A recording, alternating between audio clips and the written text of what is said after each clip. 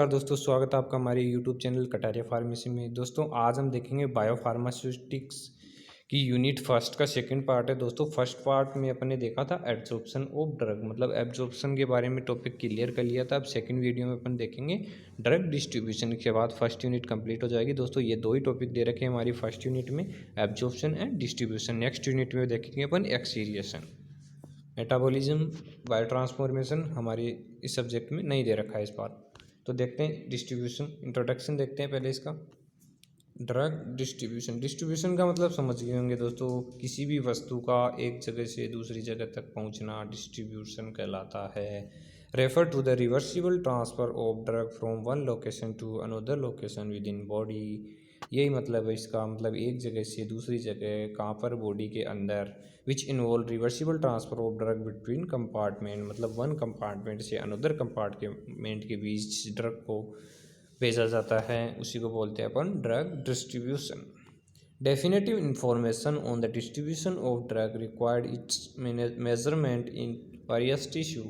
Such data has been obtained in animal but is essentially lacking in human. Much useful information on the rate and extent of distribution in human can be derived from blood or plasma. दोस्तों video को पूरी देखना, skip मत करना, जिससे आपका topic अच्छे से क्लियर हो सके। अब एक टॉपिक और दे रखा है, इसमें टॉपिक वाइज स्टडी करेंगे दोस्तों अपने सिलेबस के according. Tissue permeability of drug, दोस्तों इसको डिटेल में स्टडी नहीं करेंगे। अगर आपको और भी डिटेल में स्टडी करना है तो आप कर सकते हैं। तो देखिए टिश्यू परमिएबिलिटी में क्या क्या होता है, इसमें टू प्रॉपर्टीज़ होती हैं, फिजियोकेमिकल प्रॉपर्टी ऑफ ड्रग और physiological barrier in diffusion of drug. तो फिजियोकेमिकल में मेनली आता है molecular size, pKa, partition coefficient, ये आता है फिजियोलॉजिकल प्रॉपर्टीज़ ऑफ ड्रग में। टिश्यू परमिएबिलिटी मतलब यह है कि जैसे कोई ड्रग है उसका मोलिकुलर वेट अबाउ 500 से 600 डी ज़्यादा है तो वो ड्रग मेनली टिश्यू को परमिएट नहीं कर पाएगी और वो बैरियर्स को क्रॉस नहीं कर पाएगी। अगर इससे नीचे है तो आसानी से क्रॉस कर जाएगी, यही टिश्यू परमिएबिलिटी होती है। Physiological barrier to diffusion of drug कौन कौन से हैं? Simple capillary endothelial barrier, simple cell membrane barrier, blood brain barrier, blood CSF barrier, blood placental barrier, blood testis barrier. मतलब ये कुछ बैरियर हैं जो बॉडी में प्रेजेंट होते हैं और ये ड्रग को अपने अंदर जाने से रोकते हैं। इसके बाद देखते हैं वॉल्यूम ऑफ डिस्ट्रीब्यूशन, अपने सिलेबस में दे रखा है अपरेंट वॉल्यूम ऑफ डिस्ट्रीब्यूशन। दोस्तों यही है, दोनों सेम है, अपरेंट वॉल्यूम ऑफ डिस्ट्रीब्यूशन और volume of distribution. The volume of distribution also known as apparent volume of distribution, it is use to quantify the distribution of drug between. मतलब ये use किया जाता है क्वान्टिफाई करने के लिए कि ड्रग का डिस्ट्रीब्यूशन जो प्लाज्मा और and the rest of the body after oral parental dosing के बीच में। It is called as apparent volume because all part of body equilibrate with the drug do not have equal concentration. It is defined as the volume in which the amount of drug would be uniformly distributed to produce the observed blood concentration। मतलब इसका मतलब क्या है कि जो drug हम distribute करते हैं वो कम्प्लीटली ब्लड में डिस्ट्रीब्यूट हो रही है या नहीं, इसके बारे में पता किया जाता है। वॉल्यूम ऑफ डिस्ट्रीब्यूशन कितना है। एक टॉपिक है प्लाज्मा प्रोटीन बाइंडिंग, मतलब जो ड्रग है प्लाज्मा के साथ बाइंड होके डिस्ट्रीब्यूट होती है उसी के बारे में।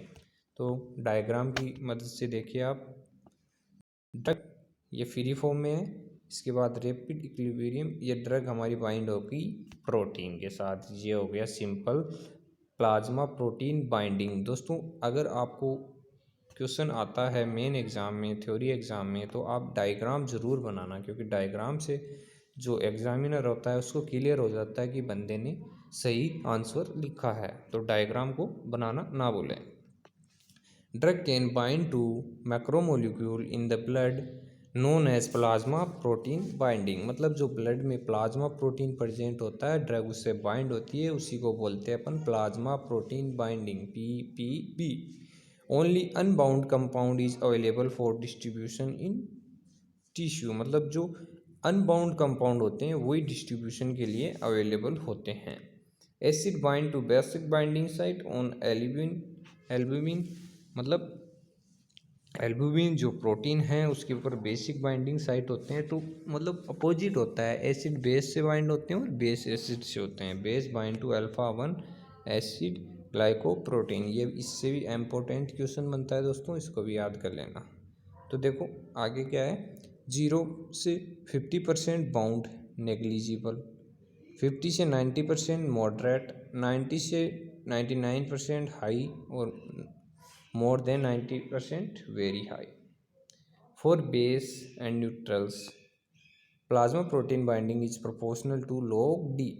Acidic drug tend to have higher plasma protein binding than neutral basic drug, मतलब जो एसिडिक ड्रग होती हैं उनकी प्लाज्मा प्रोटीन बाइंडिंग ज़्यादा होती है। इसके बाद है kinetic of protein drug binding, ये रिप्रेजेंटेशन है काइनेटिक रूप में प्रोटीन ड्रग बाइंडिंग का, ये भी इम्पोर्टेंट है दोस्तों, काफ़ी बार 5 नंबर में पूछा जाता है आपको थ्योरी एग्जाम में। इफ़ पी मतलब protein represent protein and D the drug, the applying law of mass action reversible protein drug binding, we can write P plus D, मतलब प्लाज्मा और ड्रग बाइंड होंगी तो पी डी कॉम्प्लेक्स बनेगा at equilibrium, दोनों equilibrium हो जाएंगे तो ये कांस्टेंट हो गया के ए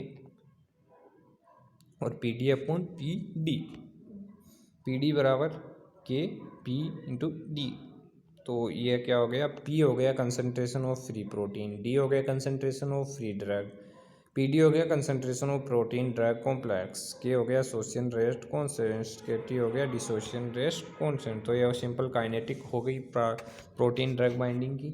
factor affecting protein drug binding, कौन कौन से फैक्टर हैं दोस्तों, first drug related factor, second tissue related factor और थर्ड है ड्रग इंटरेक्शन। इसमें क्या है, physiochemical characteristic of drug, concentration of drug in the body, drug affinity toward protein और tissue. Protein tissue related factor में क्या है, concentration of protein binding component, number of binding site on the protein, drug interaction हो गया, patient related factor और disease stage, मतलब patient related में हो गया डिजीज, मतलब पेशेंट को क्या डिजीज हो अफेक्ट करेगा। आगे थोड़ा देखते हैं significance of protein tissue binding of drug, मतलब क्या क्या सिग्निफिकेशन हैं प्रोटीन बाइंडिंग ऑफ ड्रग का। तो फर्स्ट हो गया एब्जॉर्प्शन, मतलब एब्जॉर्प्शन में और systemic solubility of drug, distribution, tissue binding, apparent volume of distribution and drug storage, last elimination, displacement, interaction, toxicity, diagnosis, therapy and drug targeting. थोड़ा और देखते हैं डिटेल में। एब्जॉर्प्शन में क्या यूज होता है, as know the conventional dose from follow first order kinetics, so when there is more protein bind it distribute the absorption equilibrium. Distribution, a protein bound drug in particular does not cross the BBB, the placent barrier, the glomerulus, thus protein binding decrease the distribution of drug, मतलब यहाँ bind नहीं हो पाती हैं तो ये protein binding decrease कर देगा डिस्ट्रीब्यूशन को। लास्ट इसमें metabolism, protein binding decrease the metabolism of drug, enhance the biological half life, मतलब मेटाबॉलिज्म को कम कर देता है जिससे कि हाफ लाइफ बढ़ जाती है ड्रग्स की। Only unbound fraction get metabolise, मतलब जो बाउंड नहीं होते हैं प्लाज्मा के साथ वो मेटाबोलाइज हो जाते हैं। फिनाइल ब्यूटाजोन, सल्फोनामाइड ये एग्जाम्पल हैं। तो दोस्तों कैसी लगी हमारी वीडियो, दोस्तों बायो फार्मास्यूटिक्स की ये फर्स्ट यूनिट कंप्लीट हो गई है। नेक्स्ट वीडियो में देखेंगे अपन एलिमिनेशन ऑफ ड्रग। तो दोस्तों कैसी लगी हमारी वीडियो, अगर वीडियो अच्छी लगी तो वीडियो को लाइक करो और चैनल को सब्सक्राइब कर लो। मिलते हैं दोस्तों नेक्स्ट वीडियो में, धन्यवाद।